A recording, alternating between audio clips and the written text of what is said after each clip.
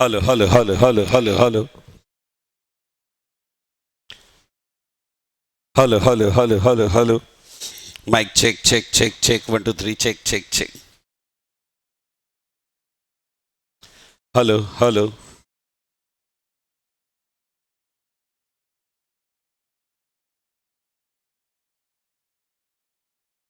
Online वाले बच्चों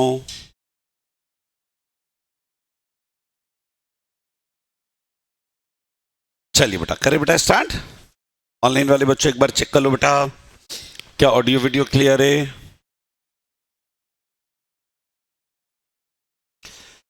very good morning to all of you. करें बेटा स्टार्ट। चलिए online team Mustafa, Anuj, Priyanshi, Bhavya, Kawal, Purvi, Vaishnavi, very good morning बेटा। चलिए बच्चा लोग हम स्टार्ट करते बच्चों। बच्चों अभी तक बेटा हम लोगों ने जो स्टार्टिंग के 3 बेसिक लेक्चर थे उसमें हम लोगों ने एडवांस अकाउंटिंग से रिलेटेड बेसिक बातें की। पहला जो लेक्चर था वो तो हम लोगों ने, चूंकि आप सभी बच्चे सीए फाउंडेशन एग्जाम क्लियर करके आए, फाउंडेशन की आपको मैंने बधाई दी। इंटरमीडिएट पूरा एक नया खेल है, नया पैटर्न है, वो हम लोगों ने समझा कि चलो जी फाउंडेशन के अंदर तो हम लोगों ने 11th 12th के सिलेबस के बेसिस पर बहुत सारे कंसेप्ट कवर कर लिए और सारी चीज़ें कवर भी कर ली, और आप सभी कॉन्ग्रेचुलेशन यानी बधाई के पात्र भी हैं कि चलो जी फर्स्ट अटेम्प्ट हम लोगों ने फाउंडेशन एग्जाम क्लियर भी किया। लेकिन बेटा अब जब बात आती है सीए इंटरमीडिएट की, तो यहां बेटा हम लोगों को कंसेप्चुअल स्टडी, और जरूर नहीं कि हम स्टडी मटेरियल के दायरे तक ही अपने आप को सीमित रखें, हमें अपनी अप्रोच को और वाइडर मैनर में, कंप्रिहेंसिव मैनर में, विस्तृत तरीके से लेके चलना है।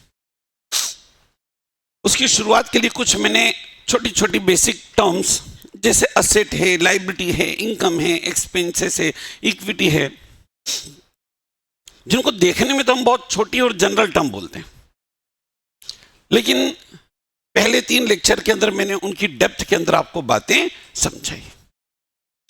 और आज से बच्चा हम लोग चैप्टर स्टार्ट करने जा रहे हैं।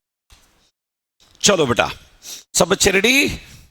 बहादुर बच्चों चलिए, आज से जब हम चैप्टर स्टार्ट करेंगे, प्रैक्टिकल चैप्टर स्टार्ट करेंगे बेटा, आप सभी बच्चों से चैप्टर के स्टार्टिंग में ही रिक्वेस्ट, एक एक कॉन्सेप्ट को बहुत अच्छे से क्लियर करते हुए चलेंगे बच्चा लोग। मैं आज और कल में आप लोगों को चैप्टर का बेस बना दूं, उसके बाद से डेली होमवर्क भी आएंगे। हम लोगों की ओर से 100% कंट्रीब्यूशन रहेगा बेटा, 100 के 110%। बस आप लोगों से इतनी सी रिक्वेस्ट रहेगी कि जो मैंने क्लास में कराया है उसी पैटर्न का क्वेश्चन या तो डिजाइन करके या आरटीपी, एमटीपी या पास्ट ईयर एग्जाम में सेम पैटर्न का आया हुआ क्वेश्चन मैं आप लोगों को प्रैक्टिस के लिए भेजूं, और जिसमें मेरे को लगता नहीं कि आपको घर जाके, आप जैसे इतने इंटेलिजेंट बच्चों को घर जाके मुश्किल से 15 मिनट से ज्यादा का समय लगेगा।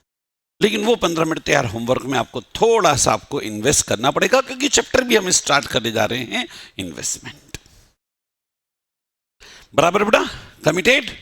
और डे 1 वाला कमिटमेंट याद है बेटा, ऑल इंडिया रैंक का? पक्का? हाँ अक्षत बोलना नहीं? यस। चलिए बेटा ऑनलाइन वाले बच्चों, रोहन, वंश, बच्चों सबसे पहला चैप्टर में स्टार्ट करने जा रहा हूं investment. Examination point of view से यह एक ऐसा चैप्टर है जहां से इंस्टीट्यूट मोटा माटा तौर पे 10 मार्क तक का क्वेश्चन जनरली बना देता है। 10 नंबर 14 नंबर तक के भी क्वेश्चन बनते हैं, लेकिन ये चैप्टर उतनी लेंथ वाला नहीं है। पहला चैप्टर में उतनी लेंथ वाला नहीं लेके चल रहा हूं जो कि 14 मार्क के चैप्टर को कवर करता हो। ये चैप्टर मोटा मोटा 10 नंबर, बहुत हद तक भी बहुत ज्यादा कॉम्प्लिकेशन किया तो 12 नंबर तक का क्वेश्चन इंस्टीट्यूट यूजुअली बनाएगा। अब इन्वेस्टमेंट क्या है, बहुत ध्यान से सुनो जी। एक बेसिक से एग्जांपल से लेके चलते हैं।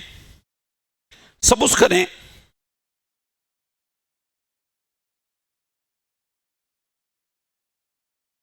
करें आपने कोई असेट परचेस की। ये कंपनी है XYZ कंपनी लिमिटेड। बेसिक से चलते, जीरो से चलते। अब XYZ कंपनी लिमिटेड, इसने कोई एक पर्टिकुलर असेट परचेस की। अपने दिमाग में क्या आता है? असेट परचेस की है तो हम उसकी अकाउंटिंग एंट्री करें। बैंक से पेमेंट करा तो बैंक को क्रेडिट कर दें, डेबिट किसको कर दें? तो बच्चा लोग, यहां आपको ध्यान रखना है, जिस बंदे ने असेट परचेस की तो उस असेट को खरीदने का उसका पर्पस क्या था? अगर मान लीजिए असेट उसने जो भी परचेस की है वो परचेस की फॉर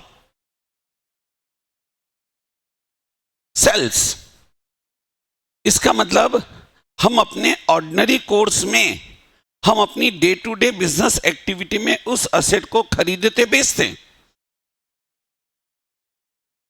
हमने परचेस किए for the purpose of sale in ordinary course of business activity, business की सामान्य एक्टिविटी के दरमियान उसको बेचने के लिए। और जब बेचने के लिए अगर आपने खरीदी है ना, तो ऐसे केस में बताओ जी, वो आपका इन्वेंट्री हो गया, वो आपका स्टॉक हो गया। और आप देखो जी, यहां पर आपके सामने लग जाएगा अकाउंटिंग स्टैंडर्ड 2। और जब अकाउंटिंग स्टैंडर्ड 2 लग जाएगा तो आप बताओ जी, आप एंट्री क्या करोगे? Purchase account debit to bank.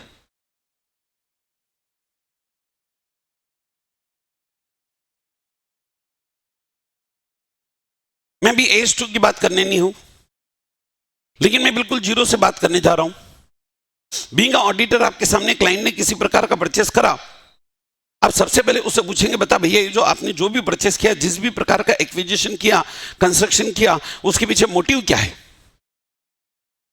अगर ये परचेस किया है for the purpose of sale in ordinary course of business activity, मतलब व्यापार की सामान्य प्रक्रिया के दरमियान आप इसको खरीदते बेचते हैं, बेचने के माइंडसेट से परचेस किया है, तो फिर ऐसे केस में हम इसको इन्वेंट्री स्टॉक गुड्स बोलेंगे और इस पर हम अकाउंटिंग स्टैंडर्ड 2 के अकॉर्डिंग ट्रीटमेंट करेंगे और हम एंट्री कर देते purchase account debit to bank.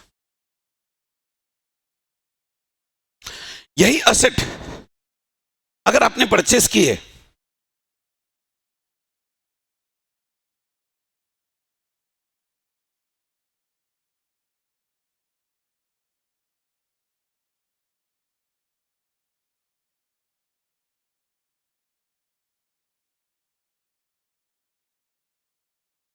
Business में यूज करने के पर्पज से असेट खरीदी जी। हो सकता हमने प्लांटेन मशीन खरीदा, फर्नीचर फिक्चर खरीदा, लेनिन बिल्डिंग खरीदा। अब ये सेट आपने बिजनेस में यूज करने के लिए खरीदी। प्लांटेन मशीन प्रोडक्शन एक्टिविटी के लिए खरीदा, लेनिन बिल्डिंग बिजनेस एक्टिविटी के पर्पज से परचेस किया, furniture fixture held for use in business, business में उपयोग के लिए खरीदा।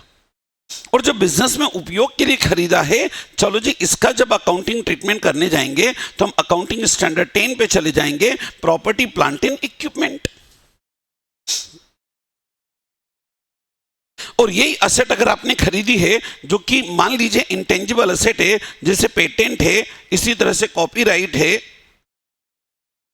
डिजाइन है, ये इंटेंजिबल असेट है। चलो जी, इस पर हम अकाउंटिंग स्टैंडर्ड 26 लगा देंगे, इंटेंजिबल असेट।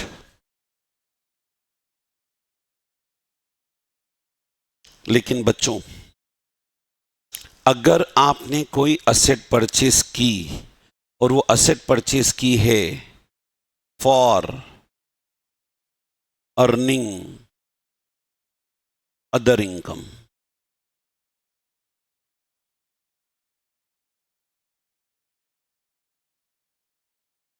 बहुत ध्यान से सुनना बच्चा लोग।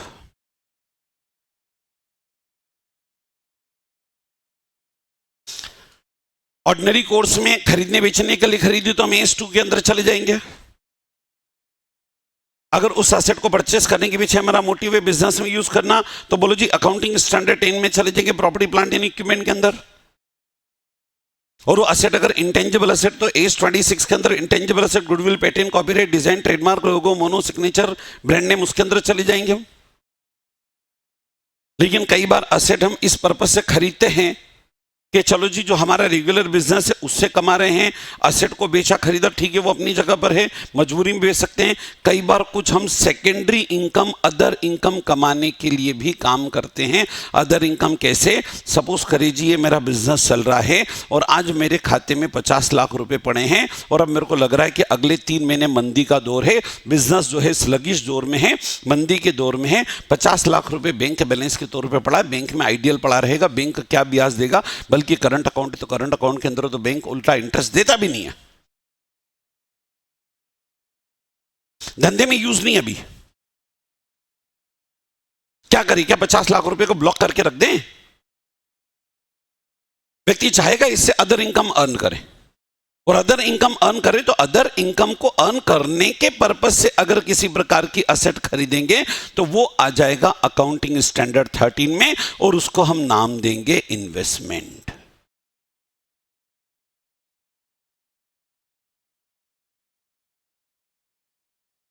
और उसका अकाउंटिंग ट्रीटमेंट किसके अकॉर्डिंग करेंगे हम? AS13 के अकॉर्डिंग। कैसे समझना जी?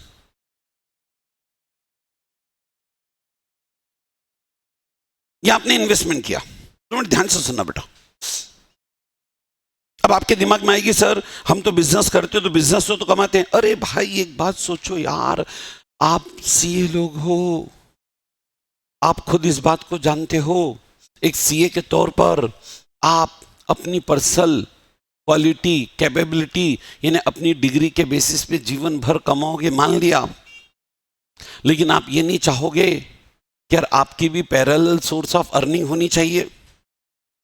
महीने 2 महीने के लिए कहीं अगर फॉरेन घूमने गए, आप वर्किंग नहीं कर रहे हो, महीने 2 महीने आप वर्किंग नहीं कर रहे हो सकता कोई इवेंट है, या हो सकता कोई मेडिकल इमरजेंसी है, या किसी कारण से महीने 6 महीने के लिए आप आउट ऑफ कंट्री गए हो, तो उस बीच में आप काम नहीं कर रहे हो तो भी आपकी कुछ पैरेलल सोर्स ऑफ इनकम होनी चाहिए। अरे हम कमा रहे, वो तो अपनी जगह है ही, हमारा पैसा भी तो हमारे लिए कमाए। आप किसी दिन अगर फैमिली के साथ होटल में बैठ के रेस्ट कर रहे हैं, हॉलिडे एंजॉय कर रहे हैं, आप अपनी पर्सनल कैपेसिटी से सीए प्रैक्टिस के तौर पे नहीं कमा रहे हैं, लेकिन आपके जो इन्वेस्टमेंट है, आपका जो पैसा, वो पैसे से पैसे का वैल्यू एडिशन करें। और ये जो अदर इनकम को अर्न करने के लिए हम कोई भी असेट परचेस करेंगे तो उस असेट को क्या नाम देंगे बेटा हम? और जब इस इन्वेस्टमेंट के अकाउंटिंग ट्रीटमेंट की बात आएगी तो हम सीधे कहां चले जाएंगे? AS13। AS13 बात करता है इन्वेस्टमेंट की अकाउंटिंग कैसे करनी है। अब देखो जी किस तरह से,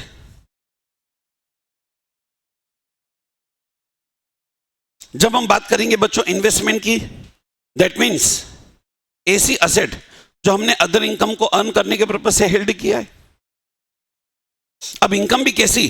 तो आप देखो इनकम रेवेन्यू नेचर की भी हो सकती है, इनकम कैपिटल नेचर की भी हो सकती है।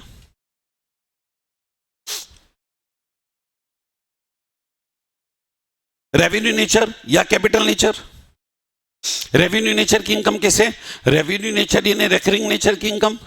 जैसे मैंने शेयर्स खरीद लिए तो सब मेरे को रेगुलरली डिविडेंड की इनकम होती चली जाए।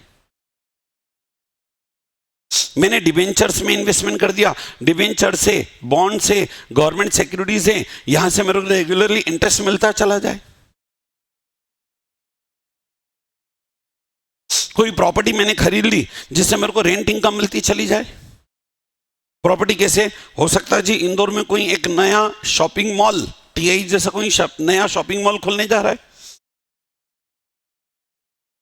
आपने देखा यार अभी शॉपिंग मॉल बन ही रहा है, मैं बनते बनते मैं एक छोटी दुकान खरीद लेता हूं साहब। क्या करेंगे, अरे जब ये शॉपिंग मॉल वर्किंग में आ जाएगा, बड़ी बड़ी ब्रांडेड कंपनी आनी है, किराए पे देंगे ना यार, रेंट की इनकम कमाएंगे। कई बार आप अपने लिए मकान खरीदते हैं तो आप ये सोचते हैं यार मैं एक काम करता हूं, मैं ऐसा मकान खरीदता हूं तो नीचे शोरूम दे दूंगा और ऊपर रहने का कर लूंगा। यार भाई, नीचे जो शोरूम दे दूंगा उससे रेंटल इनकम आएगी। ये जो प्रॉपर्टी मैंने खरीदी for the purpose of getting earning rental income, तो इनकम यहां पर कौन से नेचर की हो सकती है? रेवेन्यू नेचर की, रिकरिंग नेचर की। रिकरिंग नेचर की इनकम को कमाने के लिए मैं क्या करूंगा, जैसे शेयर्स में इन्वेस्टमेंट कर दिया, डिविडेंड मिल रहा है, कभी कम मिल रहा है, कभी ज्यादा मिल रहा है, कभी नहीं भी मिल रहा तो कभी और ज्यादा मिल जाएगा डिविडेंड।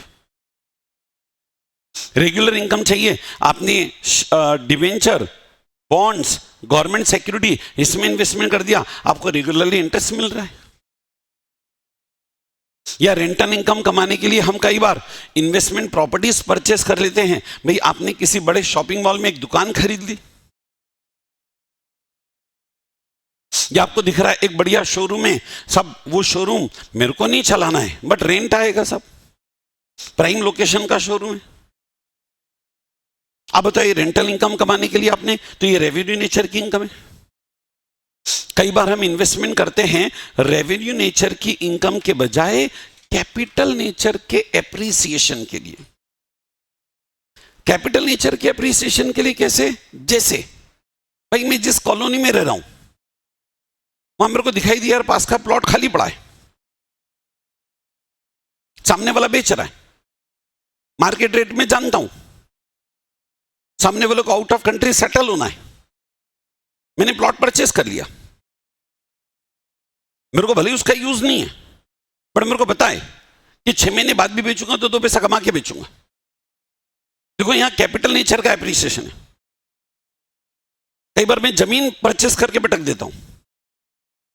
कई बार आप लोग देखेंगे एग्रीकल्चर लैंड है तो एग्रीकल्चर लैंड परचेस करके भटक दिया।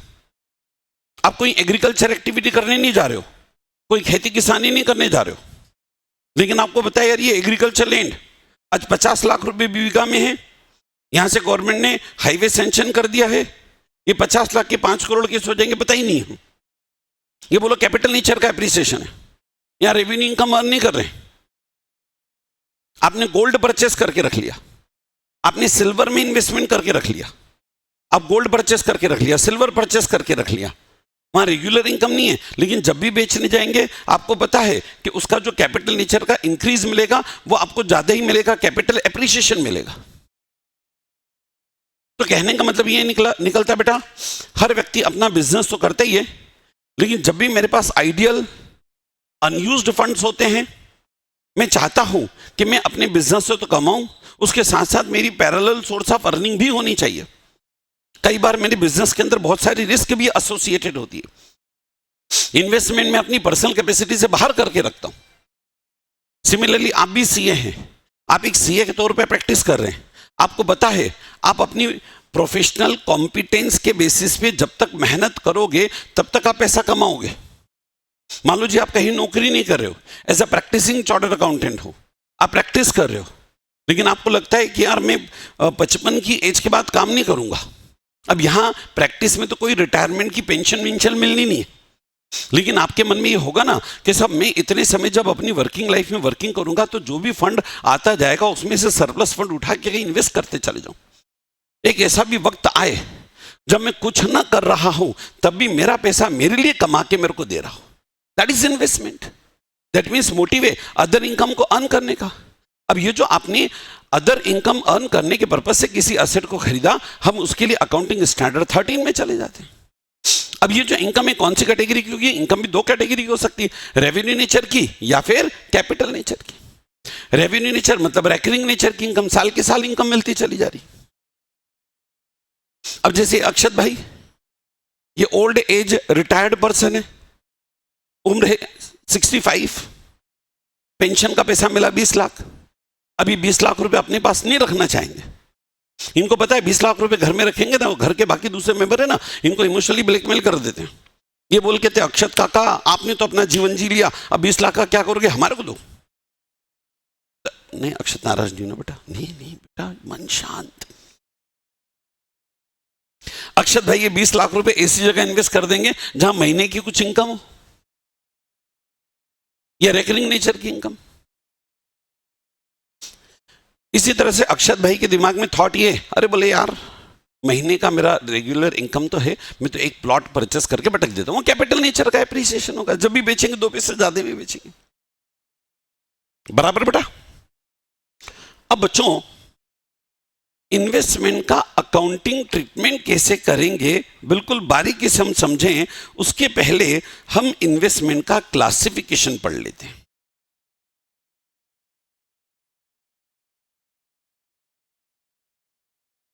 और जितना मैं क्लासिफिकेशन का टेबल आपके सामने बना के रख रहा हूं, इसी पैटर्न पे मैं पूरे चैप्टर को आपको पढ़ा डालूंगा। अब इस क्लासिफिकेशन को हम प्रॉपरली समझते हैं।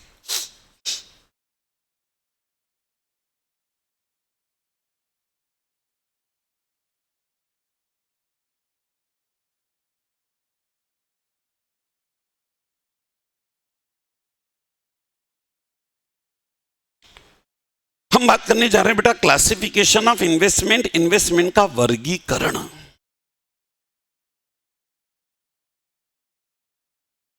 सबसे पहला classification on the basis of, 2 minute सुनना बेटा, होल्डिंग पीरियड।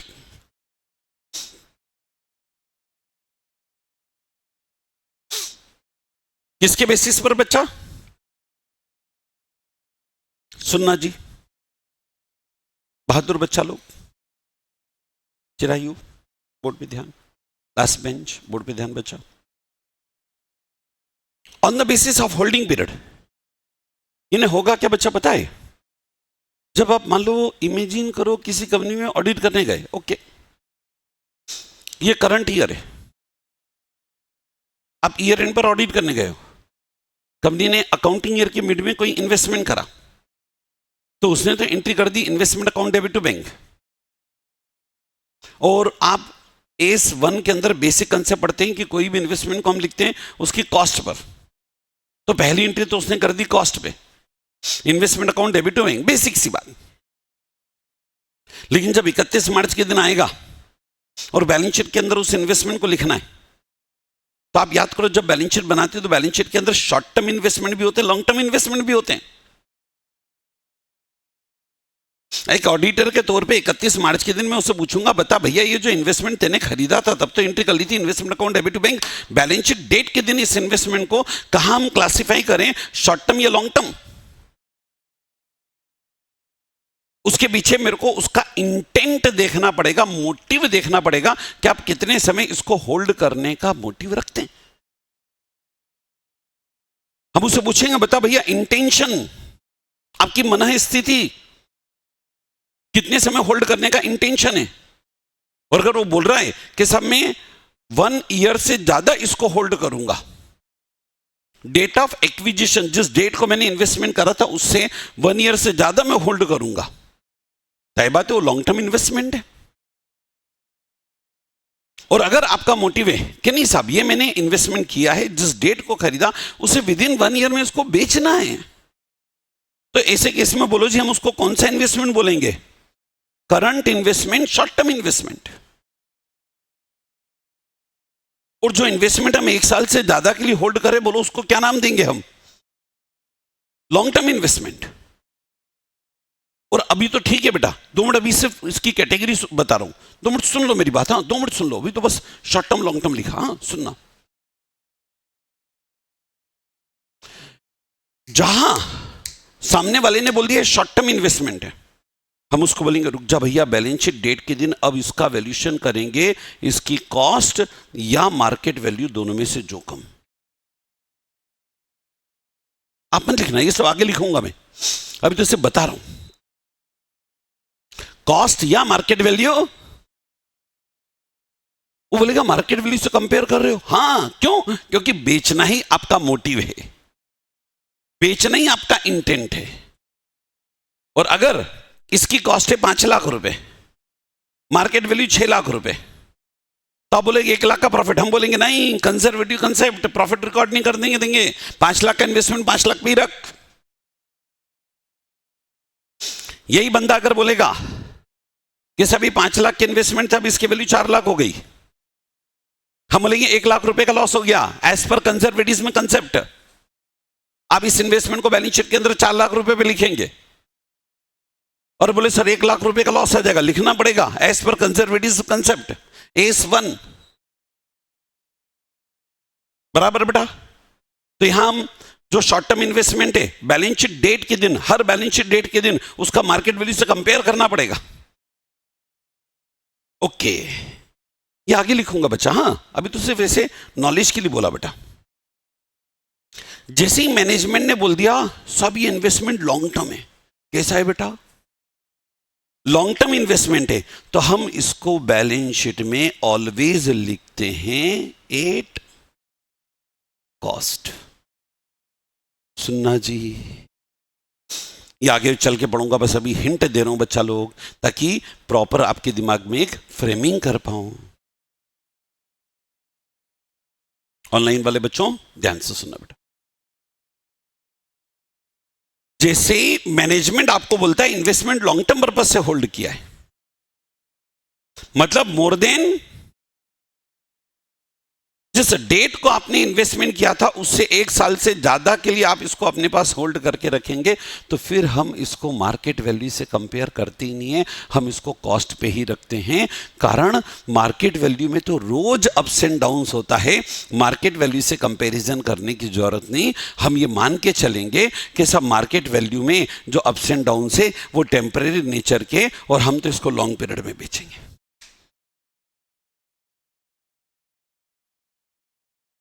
लेकिन बेटा आप लोग चूंकि बहुत इंटेलिजेंट बच्चे हो, इसलिए एक स्टेप आगे की बात करूंगा तो उसमें कोई रहम नहीं। सुनो, लॉन्ग टर्म इन्वेस्टमेंट का वैल्यूएशन ऑलवेज किस पे, ऑलवेज किस पे बच्चा भाई, पक्का ना। लेकिन अगर मेरे को दिख जाएगा कि लॉन्ग टर्म इन्वेस्टमेंट है, वैल्यूएशन कॉस्ट पे करना है, मार्केट वैल्यू से कंपेयर करने की जरूरत नहीं। क्यों कंपेयर करने की जरूरत नहीं, बेचना मोटिव नहीं है, मार्केट वैल्यू की अप्स एंड डाउन्स तो टेम्परेरी है, जब बेचने जाएंगे तब तक तो ये temporary ups and downs adjustable हो जाते हैं। लेकिन अगर आपको लगता है कि इन्वेस्टमेंट मान लो जी 5 लाख का है, ओके, और इसकी मार्केट वैल्यू कम हो चुकी है, और मार्केट वैल्यू में ये जो रिडक्शन है, सुनना ध्यान से बच्चा,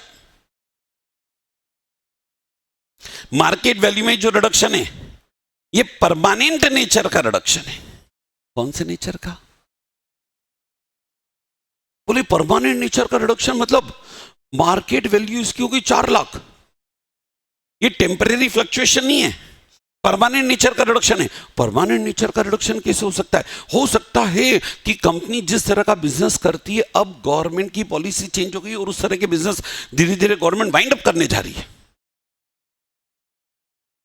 या हो सकता है कंपनी बदनाम हो चुकी है, हो सकता है जो कंपनी थी वो कंटिन्यूअसली लॉसेस में आने के कारण, आगे चल के चैप्टर पढ़ूंगा इंटरनल रिकंस्ट्रक्शन, जिसमें कंपनी कोर्ट में जाके अपनी सारी लायबिलिटी को कम करवाने की रिक्वेस्ट करती है, और वो आएगा इंटरनल रिकंस्ट्रक्शन।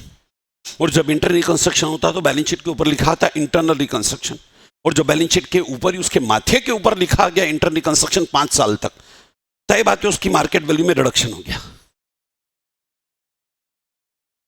या कंपनी का जो मैनेजिंग डायरेक्टर था, जो की पर्सन था, जो सर्वे सर्वा था, जिसका फेस देख के लोगों ने कंपनी में इन्वेस्टमेंट किया था, वो किसी फ्रॉडुलेंट एक्टिविटी में इन्वॉल्व हो पाया गया, शेयर मार्केट में धड़ाम से नीचे आता शेयर, बराबर बेटा। और परमानेंट नेचर का रिडक्शन होगा तो फिर हम उस इन्वेस्टमेंट को कौन सी वैल्यू पे लेके चलेंगे, रिड्यूस वैल्यू, ये आगे चल के बात करेंगे। चलो वापस से आता हूं मैंने कहां से पढ़ाना स्टार्ट किया था, 2 मिनट शांति से सुनो। मैंने स्टार्ट किया था 0 से कि भैया आप ऑडिटर हो, क्लाइंट ने कोई असेट खरीदी, एंट्री करनी है, सबसे पहले उस असेट को परचेस करने का पर्पस पूछो। बेचने के लिए खरीदा, AS2 पे चले जाओ, यूज करने के लिए खरीदा, AS10 में चले जाओ, इंटेंजिबल एसेट खरीदा, AS26 में चले जाओ। अदर इनकम अर्न करने के पर्पज से खरीदा, एज 13 में चले जाओ। और जब एज 13 के अंदर गए, दैट मीन्स या हम secondary income other income earn करना चाहते हैं, बिजनेस हमारा अलग है। अब जो इनकम हम अर्न करना चाहते हैं उसमें भी इनकम दो कैटेगरी की होती है, रेवेन्यू एंड कैपिटल। चलो इस पूरे चैप्टर का अकाउंटिंग ट्रीटमेंट कैसे होगा उसके लिए मैंने बहुत सिस्टमेटिक तरीके से इन्वेस्टमेंट को अलग अलग क्लासिफाई करके रख दिया। इतनी वेराइटी के मैं क्वेश्चन आपको करूंगा। एक वेराइटी का आएगा क्वेश्चन तो सिंपल होगा, मिक्स करके आएगा तो क्वेश्चन बड़ा क्वेश्चन बन जाएगा। बोलो सबसे पहली category on the basis of holding period. बोलो होल्डिंग पीरियड के बेसिस पे इन्वेस्टमेंट को हमने कितनी कैटेगरी में बांटा? दो, शॉर्ट टर्म एंड करंट या लॉन्ग टर्म। शॉर्ट टर्म किसको बोलेंगे बच्चा? जहां सामने वाले का इंटेंट, देखो हमें उसका इंटेंशन पूछना पड़ता है। अब कोई बंदा तो बोल सकता है, कुछ भी इंटेंशन बोल सकता है। तो बीइंग ऑडिटर हम लोग करते क्या है, सुन लो, ऑडिट में पढ़ोगे, मैनेजमेंट ने इन्वेस्टमेंट कराना, हम उससे 31 मार्च के दिन सर्टिफिकेट ले लेते कि भैया आप अपने लेटर हेड पे लिख के दो कि सब ये जो इन्वेस्टमेंट परचेस किया है ये इन्वेस्टमेंट हम विद इन 1 ईयर होल्ड करेंगे और विद इन 1 ईयर होल्ड करने के इंटेंशन से खरीदे, बाद में चेंज, वो उसके लिए रिक्लासिफिकेशन की बात आगे चल के करूंगा। ये तो सामने वाले के मन में क्या, मेरे को क्या पता? तो सामने वाले के मन में हो सकता है यार मैंने शॉर्ट टर्म बोल दिया, ये तो अभी सीए मार्केट वैल्यू से कंपेयर करेगा, कॉस्ट और मार्केट वैल्यू दोनों में से जो कम। मैं तो लॉन्ग टर्म बोल देता हूं। बोलो बदल सकता है कि नहीं मैनेजमेंट? तो मैनेजमेंट से उसके लेटर हेड पे एक मैनेजमेंट रिप्रेजेंटेशन सर्टिफिकेट होता है कि लिख के दे मेरे को, ये मेरी ऑडिट एविडेंस के तौर पे रखूंगा मैं। और आपने बोला शॉर्ट टर्म, तो इसको मैं क्लासिफाई करूंगा शॉर्ट टर्म में, और शॉर्ट टर्म में तो बैलेंस शीट डेट के दिन कॉस्ट या मार्केट वैल्यू दोनों में से जो कम। चलो सामने वाले ने बोला yes it is held for more than 1 year, तो ये इन्वेस्टमेंट कौन सा हो गया? Long term. लॉन्ग टर्म हो गया तो valuation usually at cost, generally at cost, normally at cost, market value से कंपेयर करने की जरूरत ही नहीं। क्यों नहीं? मार्केट वैल्यू में अप्स एंड डाउन तो टेम्परेरी है, इन्वेस्टमेंट हमने लॉन्ग पीरियड के लिए रखे। लेकिन अगर मार्केट वैल्यू में परमानेंट नेचर का रिडक्शन आ जाए, जिससे कंपनी डिफेम हो गई, उसका बिजनेस ही गवर्नमेंट रेस्ट्रिक्टेड बिजनेस की कैटेगरी में डाल रही है, ग्रेजुअली उसकी लाइसेंस रिन्यू करना ही बंद कर रही है,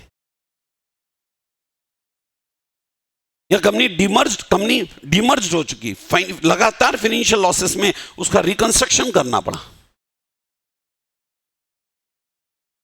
तो ऐसे केस में जरूर हम लॉन्ग टर्म इन्वेस्टमेंट को भी लोअर वैल्यू पे रिकॉर्ड करेंगे। चलो बेटा पॉइंट नंबर 1 क्लियर बच्चा लोग? बस इतना ही थ्योरी, फिर मैं एक एक पॉइंट को उठा के प्रैक्टिकल करूंगा बच्चा, हाँ, और एक एक प्रैक्टिकल बारीकी से समझूंगा, उसके बाद क्वेश्चन आप फटाफट कर पाओगे। चलिए on the basis of income, पहला कैटेगरी कौन सा लिया था बेटा? On the basis of holding period. उसमें दो बाइफर्केशन कौन से किए बच्चा लोग? लॉन्ग टर्म और शॉर्ट टर्म। यहां क्लियर बेटा है ना? आगे चल के मैं इनके डिटेल चार्ट भी बनवा दूंगा बेटा, आप उसके लिए निश्चिंत रहो। हाँ बच्चा, चलो on the basis of income. अब सुनना बच्चों, बहादुर बच्चों, बहादुर बच्चों, on the basis of income भी इन्वेस्ट, इनकम के ग्राउंड पे। हाँ बच्चों सुनो क्या मेरी बात, बहादुर बच्चा, इनकम के ग्राउंड पे हम इन्वेस्टमेंट को दो कैटेगरी में बांट देते हैं। पहला ऐसा investment fix income generating investment.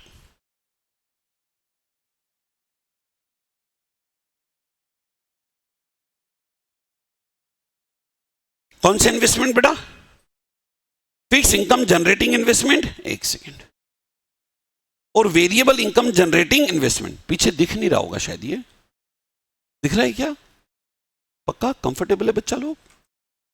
बच्चा लोग मैं हाथ से बना के बताऊं क्या चार्ट? ये दिख पा रहा है? तो सुनना बेटा, चलो ऐसा कर दे दो। फिक्स इनकम जनरेटिंग इन्वेस्टमेंट, कौन सी इनकम जनरेटिंग? Fix income. और दूसरा कैटेगरी पीयूष का कहना है ब्लर दिख रहा है। ओके ओके ओके पीयूष रुको, अब बोलो बेटा मेरे को, ये लो।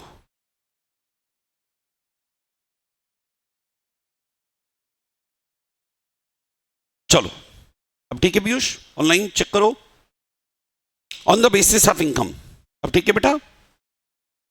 ओके बेटा, on the basis of income, बोलो जी इन्वेस्टमेंट को मैंने दो कैटेगरी बांट दिया, fix income generating investment, variable income generating investment. अब फिक्स इनकम जनरेटिंग इन्वेस्टमेंट किसको बोलेंगे? सुनना, ऐसे इन्वेस्टमेंट जहां रेट ऑफ इनकम, क्या चीज बच्चा? And date of income, rate and date, rate and date दोनों सर्टेन है, फिक्स है, डिफाइंड है, उसको बोलते हैं fix income generating investment. Rate भी तय, डेट भी तय। अब आप बोलोगे सर ऐसे कौन से होंगे? एग्जांपल दे रहा हूं मैं, आप बोल सकते हो यस। इंटेलिजेंट बच्चों की टीम है अपनी, बोलो बोलो बोलो। डिबेंचर बराबर बेटा? आप बताओ, डिबेंचर अगर मान लो 10% डिबेंचर है, डिबेंचर पे इंटरेस्ट का रेट भी फिक्स और डेट भी फिक्स। चलो जी बॉन्ड्स, 8% आपने गवर्नमेंट बॉन्ड खरीदे, रेट है 8% और इंटरेस्ट का डेट भी फिक्स है, तो फिक्स इनकम जनरेटिंग इन्वेस्टमेंट किसको बोलेंगे हम? जहां पर की डेट रेट दोनों फिक्स। एग्जाम्पल के तौर पे बोलो जी डिबेंचर है, एग्जाम्पल के तौर पे बॉन्ड्स है, गवर्नमेंट सिक्योरिटीज है। पक्का? फर्स्ट बेंच बोलो बेटा, डाउट पूछो ना, क्योंकि वहां डेट फिक्स नहीं है। बराबर बेटा? डिविडेंड का डेट फिक्स नहीं है। चलो फिक्स इनकम जनरेटिंग इन्वेस्टमेंट किसको बोलेंगे? दोनों चीजें तय हो। दोनों चीजें कौन कौन सी बच्चा? डेट और रेट।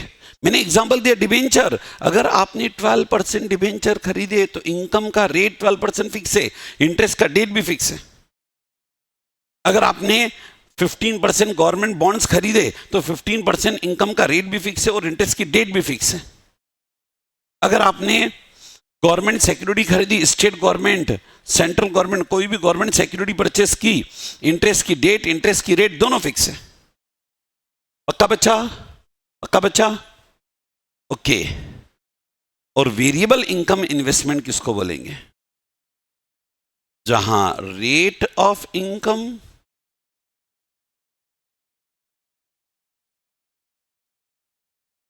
डेट ऑफ इनकम,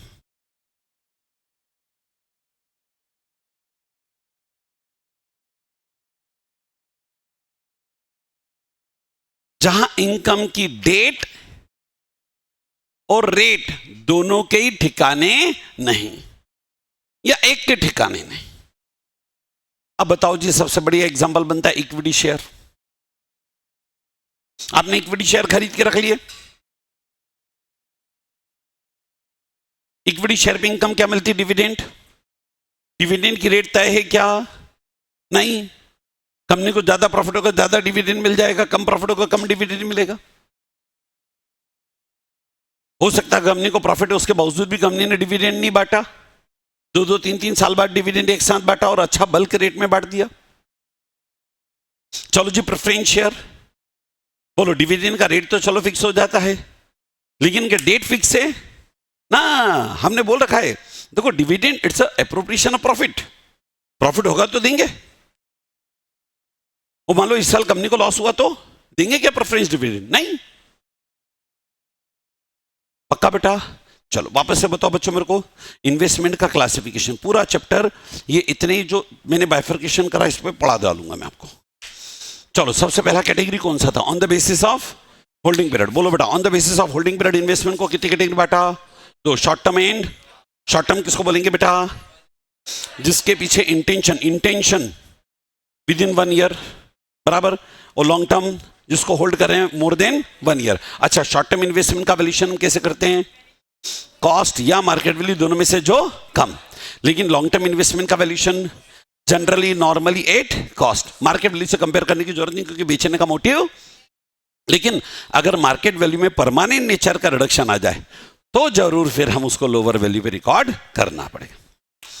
चलो उसके बाद on the basis of income, इन सब के अकाउंट भी अलग अलग बनूंगा बेटा। हाँ बच्चा, एक एक को उठाऊंगा। Fix income generating investment, variable income generating investment. किसको बोलेंगे जी फिक्स इनकम जनरेटिंग इन्वेस्टमेंट बच्चा, जहां इनकम की रेट, इनकम की डेट दोनों डेफिनेट है, फिक्स है, सर्टन है, डिफाइंड है। एग्जांपल देता हूं, डिबेंचर 15% डिबेंचर, तो डिबेंचर पे इंटरेस्ट का रेट भी तय, डेट भी तय। Government security 8% government security, 8% interest की रेट भी तय, इंटरेस्ट की डेट भी तय, बराबर बच्चा। वेरिएबल इनकम जनरेटिंग इन्वेस्टमेंट, जहां date of income, rate of income दोनों के ठिकाने नहीं या किसी एक के ठिकाने नहीं। अच्छा, best example equity share, dividend मिलता है लेकिन डिविडेंड की रेट और डिविडेंड की डेट नॉट डिफाइंड। पक्का ना बच्चा, कई बार कंपनी के पास प्रॉफिट होता है तो भी डिविडेंड नहीं बढ़ती। प्रेफरेंस शेयर, यहां तो चलो डिविडेंड की रेट तय होती बट डेट तय थोड़ी होती ना बच्चा। प्रॉफिट होगा तो बांटेंगे, मान लो हमें कंटिन्यूसली लॉसेस हुए तो थोड़ी बांटेंगे ना। क्लियर बच्चों, पक्का बेटा। चलिए जी, आखिरी कैटेगरी, ये मैंने बिल्कुल एज 13 के अकॉर्डिंग इन्वेस्टमेंट पे कौन सा एज पढ़ेंगे बच्चा अपन, शाबाश, एज 13 के अकॉर्डिंग इन सबको बाइफरकेट करने जा रहे हैं। Last category, on the basis of liquidity.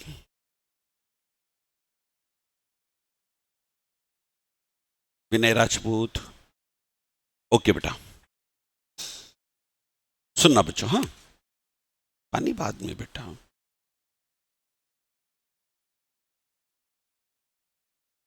चलो समझो बेटा, बहादुर बच्चों, on the basis of liquidity, भाई हम इन्वेस्टमेंट करके रखते हैं, हमारे दिमाग में यही थॉट होता है कि सब अड़े बड़े में काम आएगा, दुख तकलीफ में काम आएगा, इमरजेंसी सिचुएशन में काम आएगा। तो कई बार इन्वेस्टमेंट करते समय हम इस बात पर भी दिमाग लगाते हैं कि सब इसको लिक्विडेट करने जाएंगे तो कितना इजी इसका लिक्विडेशन रियलाइजेशन है, यानी कन्वर्जन इन कैश है। और जब on the basis of realisation या on the basis of liquidity बात करेंगे तो हम ये देखते हैं कि साहब कौन से ऐसे शेयर्स एंड सिक्योरिटीज है जो कि लिस्टेड शेयर्स एंड सिक्योरिटीज है, यानी जिनका की कोई लिस्टेड, कोई पंजीकृत मार्केट है। आज अगर मैंने किसी कंपनी के शेयर्स खरीदे हैं और अगर वो लिस्टेड है तो मेरे को बताइए कि साहब जिस भी दिन बेचना होगा मैं बॉम्बे स्टॉक एक्सचेंज में इसके रेट देखूंगा। और आप जानते हैं शेयर, सिक्योरिटी, डिबेंचर, बॉन्ड्स के केस में पब्लिक कंपनी जब भी जनरल पब्लिक के लार्ज में किसी प्रकार की सिक्योरिटी अगर इश्यू करती है तो जनरल पब्लिक में अलॉटमेंट के पहले हिंदुस्तान के किसी भी रिकॉग्नाइज्ड स्टॉक एक्सचेंज में उसका लिस्टिंग कराना जरूरी है, ताकि जनरल पब्लिक को पता होना चाहिए कि आज अगर मैंने शेयर खरीदे और कल को मेरे को शेयर बेचना है तो मैं उसके रेट कहां तलाशूंगा। जिनका एक पंजीकृत रजिस्टर्ड बाजार है, अब वो जो लिस्टेड सिक्योरिटी है उसका वैल्यूएशन करते समय हमें स्टॉक एक्सचेंज में उसका क्या रेट है उसके बेसिस पे हम उसका वैल्यूएशन कर लेंगे। और कहीं ऐसी सिक्योरिटी होगी जो अनलिस्टेड है, यानी जिनका की कोई पंजीकृत रजिस्टर्ड शेयर मतलब बाजार नहीं है, मार्केट नहीं है। जैसे आपने प्राइवेट कंपनी के शेयर्स खरीदे, अब प्राइवेट कंपनी के शेयर इंडिया के किसी रिकॉग्नाइज्ड स्टॉक एक्सचेंज में लिस्टेड नहीं होते, बल्कि प्राइवेट कंपनी को तो टेंशन होता है कि उसको अपने मैक्सिमम नंबर ऑफ मेंबर 200 के लिमिट के अंदर ही रहना होता है, बराबर ना बेटा, उस लिमिट से बाहर नहीं जाना होता है। तो इसलिए वो तो अपनी शेयर की ट्रांसफरेबिलिटी पे रेस्ट्रिक्शन लगा देती है। और आज बताओ, अगर आप क्लाइंट का ऑडिट कर रहे हैं, उसके पास शेयर्स हैं लेकिन अनलिस्टेड कंपनी के हैं, तो उसका वैल्यूएशन कैसे करना है ये मैं आपको बताऊंगा।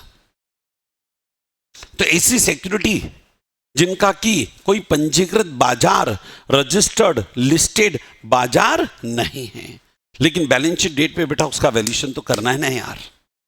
कैसे करेंगे ये बात हम अकाउंटिंग स्टैंडर्ड 13 में करेंगे।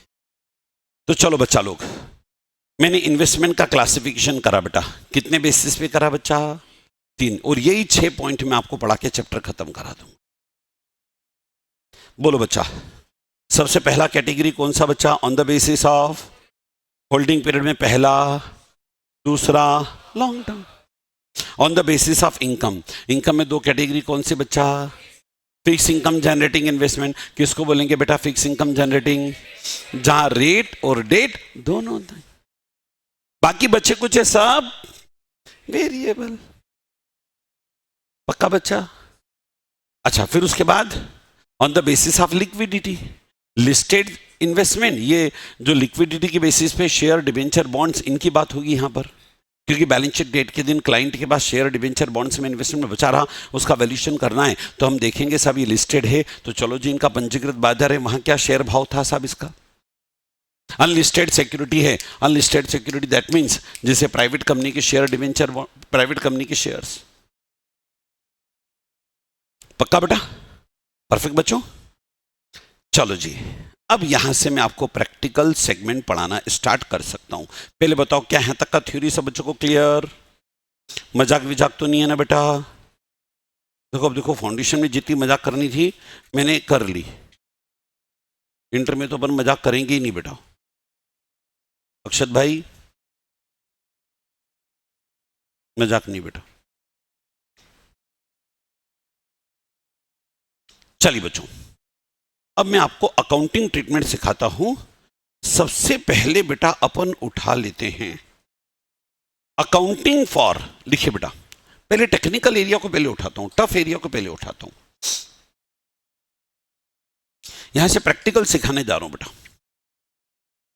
Accounting for fix income generating investment.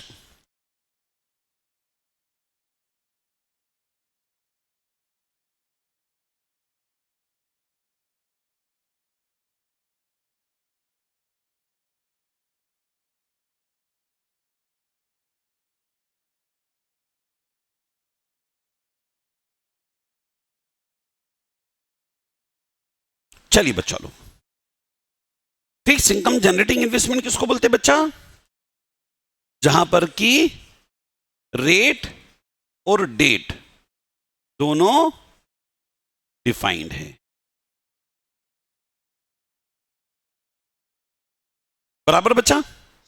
चलो जी, अब इसके एग्जांपल लेके चलें। सपोज करिए XYZ कंपनी लिमिटेड है, इसके मान लीजिए 12% डिबेंचर है।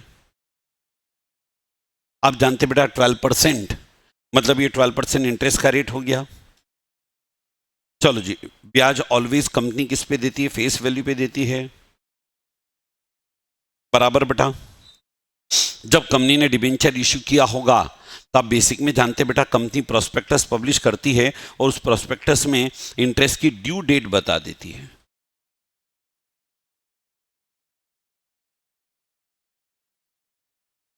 डिबेंचर पे क्या देगी बेटा कंपनी? ब्याज देगी ना, बराबर? नाम बोलो बेटा। हाँ दिव्य, नाराज तो नहीं होगी दिव्य? हाँ नाराज नहीं होना बेटा। अभी दिव्य कंपनी के 10 डिबेंचर खरीद लिए, 10 डिबेंचर खरीदे, 10 दिन भी नहीं हुए और कंपनी के मैनेजिंग डायरेक्टर की कार रोक ली। बोले साहब 10 दिन से 10 डिबेंचर मैंने मेरे पास रखे, 10 दिन का ब्याज। अब बताओ, इसे अगर ब्याज मांगने ये पहुंच जाएंगे तो करण भी पहुंच जाएगा। बोले साहब मैंने 1 महीने से डिबेंचर खरीद के रखे, 1 महीने का ब्याज। अब बताओ, कंपनी ऐसे क्या अलग अलग ब्याज बांटती बैठेगी तो बिजनेस कब करेगी भाई? हम बेसिक के अंदर पढ़ चुके हैं, जब फाउंडेशन आप पढ़ते हो तो डिवेंचर चैप्टर पढ़ते हो, कंपनी जब डिवेंचर इश्यू करती है तो इंटरेस्ट की डेट मेंशन कर देती है, और यूजुअली इंटरेस्ट की डेट कंपनी हाफ ईयरली दे देती 6-6 महीने में। जैसे मान लो कंपनी ने इंटरेस्ट की डेट दे दी 30 सितंबर, तो कंपनी बोल देती है कि सब 30 सितंबर के दिन जिसके पास भी डिवेंचर होंगे हम उसको 6 महीने का इंटरेस्ट दे देंगे। सिमिलरली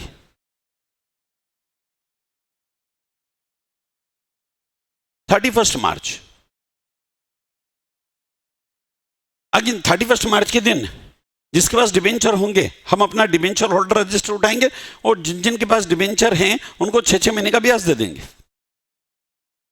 आपने खरीदी बेची तो एडजस्टमेंट आप अपने हिसाब से आपस में समझ लो। अब यूजुअली कंपनी 6-6 महीने का ब्याज देती। गवर्नमेंट सिक्योरिटीज में क्या होता है बेटा, गवर्नमेंट सिक्योरिटी ये नाटक नहीं पालती 6-6 महीने का ब्याज देने का, वो साल में एक बार ब्याज देती, बोले 12-12 महीने का ब्याज। अब ऐसे में क्या होता है, लोगों को सिक्योरिटी खरीदने बेचने में दिक्कत आती। कैसे? आज अगर मान लो मैंने कोई सिक्योरिटी 11 महीने रखी और अब मैंने सिक्योरिटी बेच दी दिव्य को, अब बताओ वो बंदा तो 1 महीने रखेगा सिक्योरिटी, लेकिन पूरे 12 महीने का ब्याज उसको मिलेगा कि नहीं? तो मेरे को समझाना पड़ता है कि भाई 11 महीने सिक्योरिटी मैंने रखी, तेरे को तो 1 महीने रखने के बाद पूरे 12 महीने का ब्याज मिल जाएगा, उससे ब्याज का एडजस्टमेंट करना टफ जाता है। और इसीलिए कंपनियां तो क्या करती है, डिबेंचर वगैरह इन सब पर ट्रांसफरेबिलिटी इजी रहे इसलिए हाफ ईयरली रखती, 6-6 महीने के अंदर ही ब्याज बांटती रहती है। गवर्नमेंट को टेंशन नहीं गवर्नमेंट सिक्योरिटीज पे कि आपकी मर्जी हो तो हमारी सिक्योरिटी खरीदो, क्योंकि आप हमारी सिक्योरिटी इसलिए खरीदने आते हो आपका पैसा सुरक्षित रहेगा। बराबर बेटा? चलो अब देखो ये सिचुएशन आपके सामने, अब इसको कैसे डील करेंगे सुनना जी। अब बताओ जी, आपका अकाउंटिंग ईयर अप्रैल से चलना है, अप्रैल में। इन्वेस्टर कौन? अक्षत भाई। अक्षत भाई इन्वेस्टर बना दे, पक्का? ये अक्षत भाई,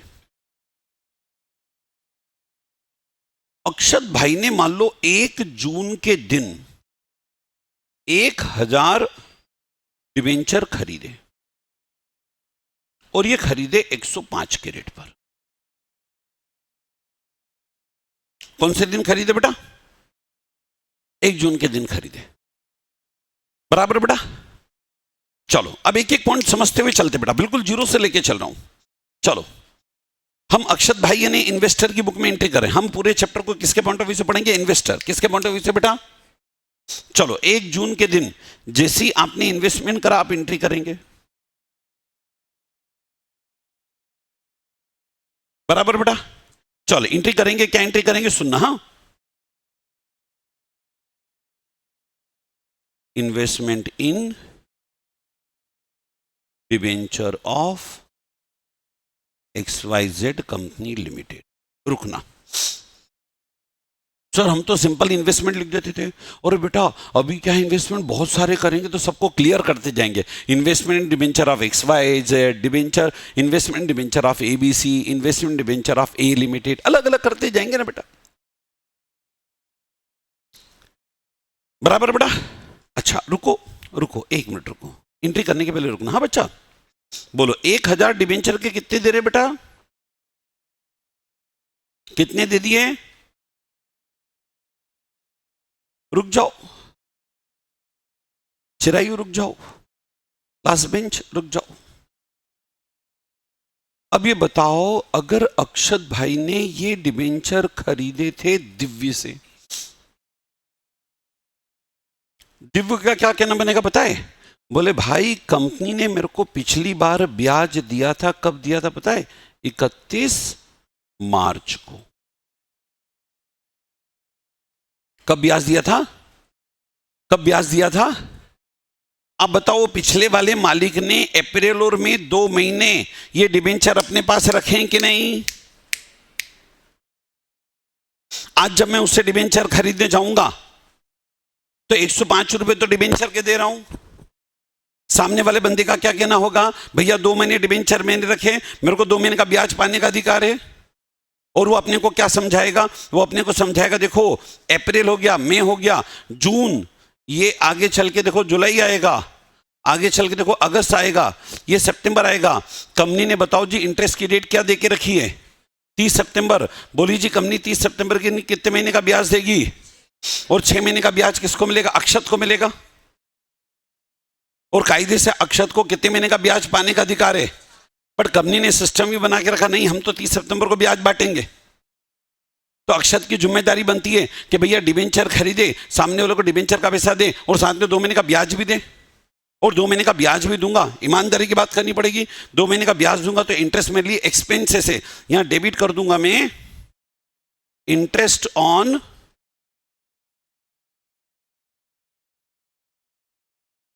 डिबेंचर, एक्सपेंसेस है टू बैंक। अच्छा इंटरेस्ट कितना, रुको रुको तो सही बेटा, मेरे को आता है, आप मत बोलो बेटा, मैं याद करके तो मैं बोलूंगा बेटा। 1000 डिबेंचर, ब्याज हमेशा किस पर आता है, फेस वैल्यू पर। इंटरेस्ट का रेट कितना परसेंट, 12%। कितने महीने का interest, sorry sorry sorry sorry, बोलो बोलो बोलो, 2 महीने का इंटरेस्ट। बताओ कितना आया,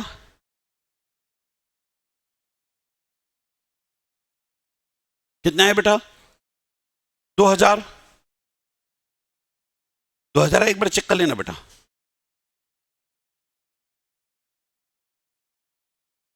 नहीं बेटा, ब्याज हमेशा फेस वैल्यू पे देते बेटा, ब्याज हमेशा फेस वैल्यू पे बच्चा, इंटरेस्ट हमेशा फेस वैल्यू पे बेटा। नहीं याद करो बेटा, हाँ मोबाइल से पूछने की क्या जरूरत है बेटा, मैं बता रहा हूं ना आपको। हाँ चलो क्लियर, यहां तक परफेक्ट। चलो अब बताओ, सर आ गए ऑडिट करने के लिए।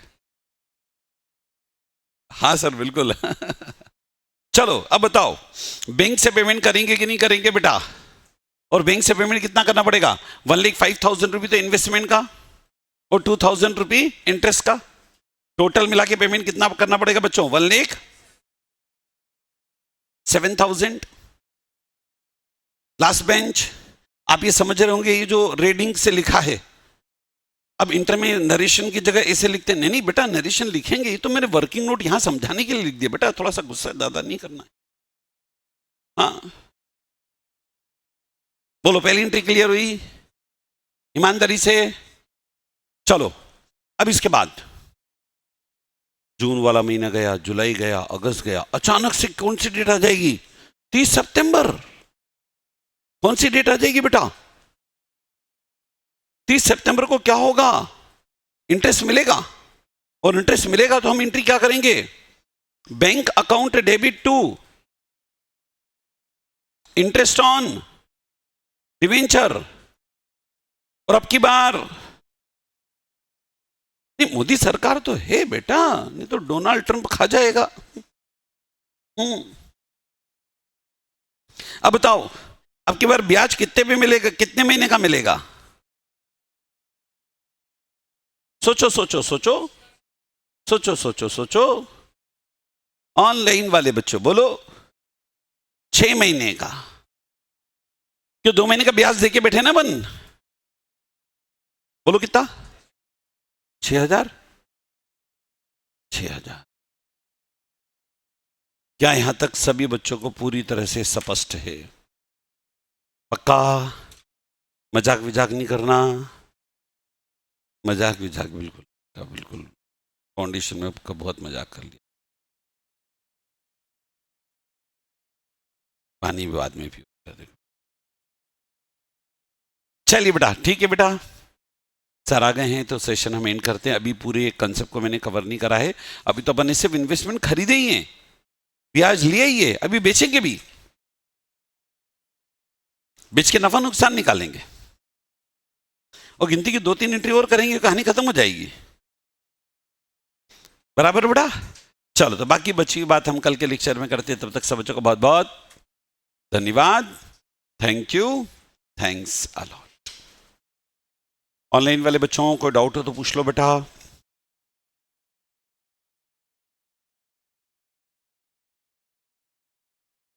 पूर्वी, वंश, वैष्णवी, पीयूष, आस्था, अनुज। ओके बेटा, चलिए बेटा। रोहन, ओके बच्चा लोग।